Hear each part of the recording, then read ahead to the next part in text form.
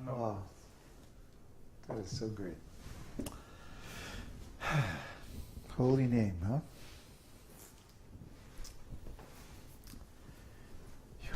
I'm not ready to start reading it.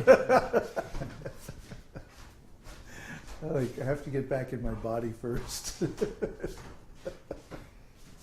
May take a while.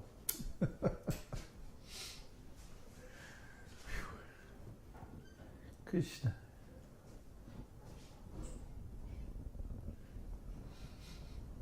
Well, Krishna, Krishna, Krishna. Okay.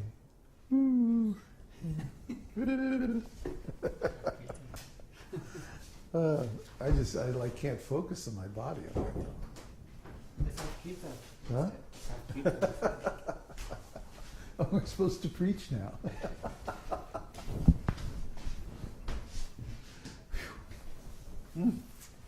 Wow, I gotta get really into this.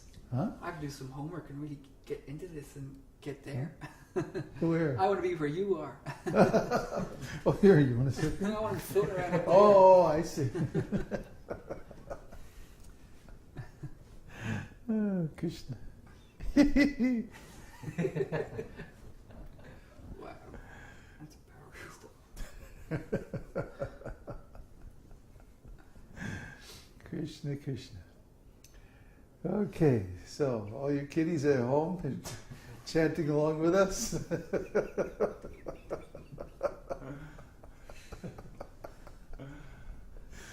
Woohoo.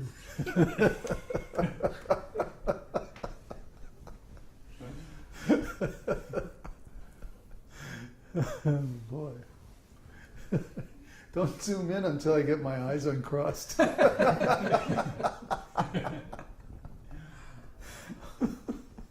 Oh boy. What's in here? What was in that soup? What's in here? What's going on? Ooh, Krishna. We use the secret ingredient. The secret ingredient. Huh? We use the secret ingredient. The secret ingredient. The holy name. Yeah, hing. That's Krishna. Ooh. Okay, I guess that is fun. Which way do we go? Honestly, I just. I will be back after the break. Yeah, right. After this announcement. Okay. Yeah. Huh? We should really have kīrtan. Kīrtan. We'd be rolling on the floor. Yeah. That's the idea. Oh, Krishna. Okay. And then I have to read this. Chapter 15 of Nectar of Devotion on spontaneous devotional service. Oh boy. Oh boy. It's going to be a long night.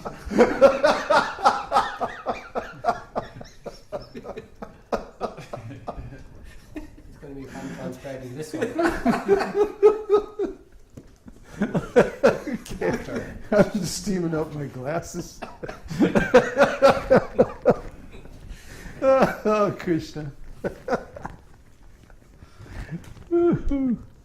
Oh, boy.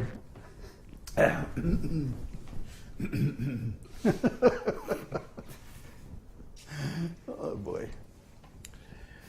Examples of spontaneous hysteria. Okay, come on. Okay. Examples of spontaneous devotional service can be easily seen in Krishna's direct associates in Vrindavan.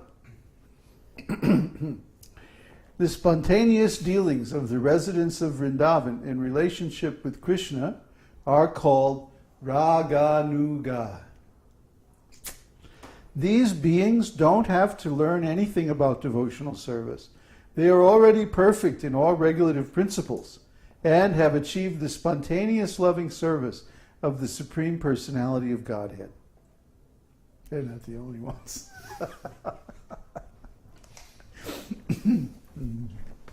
For example, the cowherd boys who are playing with Krishna do not have to learn by austerities or penances or yogic practice how to play with him. They have passed all tests of regulative principles in their previous lives, and as a result they are now elevated to the position of direct association with Krishna as his dear friends. Their spontaneous attitude is called rāgānugā-bhakti. It's one of my favorite subjects.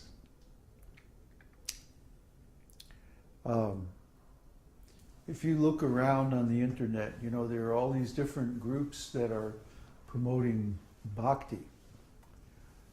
But even though they may say that they're actually on the platform of spontaneous devotional service, if you read their teachings and you watch them, how they act, they're actually on the platform of regulative principles. Huh? They're like talking endlessly about, you know, 4 regulative principles and this rule and this offense and that offense. And da, da, da, da, da. So this atmosphere is very, very strong in ISKCON. That, in other words, your progress in devotional service is measured by how well you can observe the regulative principles. Well, that was really funny because half of the leaders in ISKCON were gay. And they weren't following the regulative principles at all. They fell down, they were, found with other devotees like that, or they were using drugs like Caitanya-caritāmṛta. I mean, you know, it's like, what? You see the result of focusing too much on regulative principles, you know, is that you actually, how can I say, reinforce your desire for these material things. It's just like if anybody has ever tried to quit smoking or quit drinking coffee or something like that. It's like the harder you try and the more you think about it, the more the desire comes up. Well, why is that? Why is that? Because the mind operates by attraction and repulsion, acceptance and rejection, yes and no. So if you take a desire and the mind says, yes, I want this, then you think about it all the time, right? And so because you're putting energy into that desire, the desire grows. Isn't it? Everyone has had this experience. But this opposite is also true. That if you take a desire and you think, no, I don't want this. The more you think about it, the more energy you put in it, the more the desire grows. See? Until it becomes uncontrollable. Until it becomes stronger than your willpower. And at that point you fall down. This is the error of trying to navigate in spiritual space simply by the regulative principles.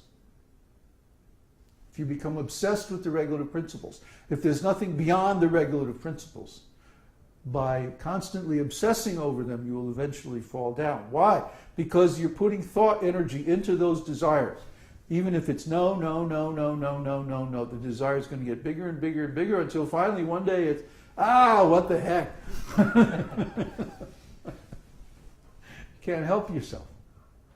So there has to be a better way to do it, and sure enough, there is. For example, if you have a young child causing all kinds of mischief, if you try to say, no, don't do that. No, Johnny, do not, throw the dog down the stairs, right? What's Johnny going to do? The minute you turn your back, yeah. So there's been some dogs I would like to throw down the stairs. But anyway, idea is, as soon as you set up a no, then the rascal wants to do it more. Have you seen this? Young children and other types of rascals, as soon as you say, no, don't do that, then that's exactly what they do. You see? This is the rascal mind again. Mind is a rascal. It's a little juvenile delinquent. So as soon as you say, don't do this. So what do? Instead of saying, no, Johnny, don't do that, you say, Johnny, look, here's a new toy truck you can play with. And then Johnny's like, oh, toy truck, wait. Right? And he's like throwing the truck down the stairs. Better than the dog, right? So anyway, the principle that we're talking about